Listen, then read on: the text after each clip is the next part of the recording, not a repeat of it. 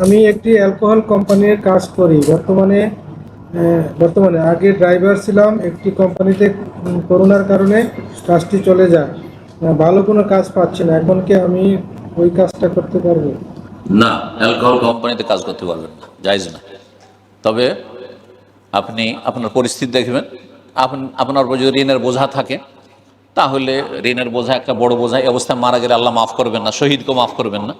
তাড়াতাড়ি করে ঋণ পরিশোধ করার জন্য এইটা দিয়ে চেষ্টা করেন। কি করবেন নিরুপায় থাকলে, আর তার মাঝে আপনি তার ফাঁকে ফাঁকে আপনি হালাল রুজি তলাশ করতে থাকেন, চেষ্টা করতে থাকেন, সর্বাত্মক চেষ্টা করতে থাকেন। যদিও কম বেতন, অর্ধেক বেতন হয়, হালাল অর্ধেক চারানাতে আপনার হারাম রুজির চাইতে অনেক বেশি বরকত আছে, হারামে কোনো বরকত নাই। সুতরাং হারাম প্রতিষ্ঠানে চাকরি করা, সহযোগিতা করা মোটেই জায়েজ না, এই রুজি হারাম।